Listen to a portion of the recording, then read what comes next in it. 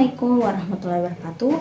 Perkenalkan, nama saya Syarifah Mahdali dengan NIM 2503085. Program studi Tadas Bahasa Indonesia kelas B, Universitas Islam Negeri Abdul Muthalib Sangaji Ambon. Tujuan saya membuat video ini adalah untuk memenuhi nilai tugas moderasi beragama dengan dosen pengampun Muhammad Farid Nur Hadi MPD. Lebih mengefisienkan waktu, langsung saja kita masuk ke pembahasannya. Ayo. Topik yang saya bahas adalah realitas dan dampak kekerasan dalam ranah sosio-histori dan psikologi. Definisi kekerasan. Kekerasan secara sosio-historis. Kekerasan dilihat sebagai hasil sejarah, budaya, dan struktur masyarakat yang terbentuk di masa lalu hingga masa sekarang. Yang kedua, kekerasan dilihat secara psikologi. Kekerasan dilihat dari sisi mental, emosi, dan perilaku individu yang menjadi pelaku maupun korban. Yang pertama, contoh kasus kekerasan di dunia: perang antara negara. Yang kedua, diskriminasi rasial. Yang ketiga, terorisme.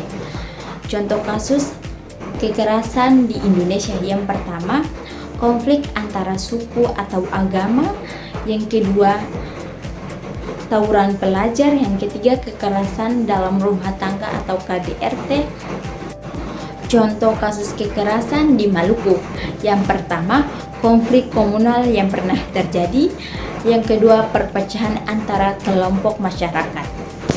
Analisis penyebab: yang pertama, faktor histori dan sosial, sejarah konflik yang belum selesai dan terpendam, ketimpangan ekonomi dan sosial, budaya yang kadang membenarkan kekerasan sebagai cara menyelesaikan. Yang kedua, faktor psikologis, rasa dendam, rasa marah, dan rasa frustasi, pengalaman masa lalu yang traumatis, kurangnya empati dan kontrol diri. Dampak kekerasan: yang pertama, dampak kekerasan di tingkat dunia, kerusakan ekonomi dan infrastruktur, terjadinya perang dan ketidakstabilitas global.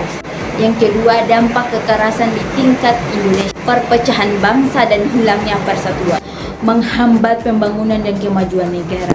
Yang ketiga, dampak kekerasan di tingkat Maluku, rusaknya hubungan silaturahmi antara tetangga dan komunitas, meninggalkan trauma kolektif yang mendalam bagi warga. Dampak kekerasan secara sosial: masyarakat menjadi curiga dan tidak aman. Dampak kekerasan secara psikologis: korban mengalami stres, depresi, ketakutan, dan hilangnya rasa percaya diri. Pelaku bisa terjebak dalam siklus kejahatan. Pelajaran yang saya dapat yaitu perbedaan itu wajar, tapi kekerasan bukanlah solusi untuk menyelesaikan masalah. Damai dan berdialog jauh lebih baik untuk menyelesaikan masalah. Bagaimana sikap saya melihat perbedaan? Kita harus menghargai, menghormati, dan melihat perbedaan sebagai kekayaan, bukan sebagai musuh. Peran saya sebagai mahasiswa adalah menjadi agen perdamaian dan menyebarkan toleransi, berani bersuara menolak segala bentuk kekerasan, dan memberikan edukasi lingkungan tentang bahayanya kekerasan. Mengajak orang untuk menyelesaikan masalah lewat jalur hukum, bukan menghakim sendiri. Selalu mendahulukan kepentingan bersama di atas perbedaan golongan.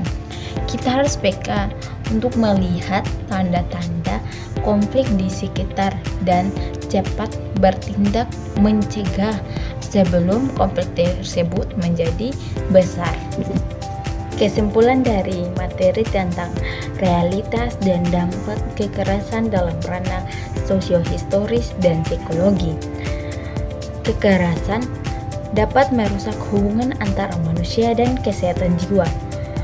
Dampaknya bertahan lama jika tidak diselesaikan dengan cepat.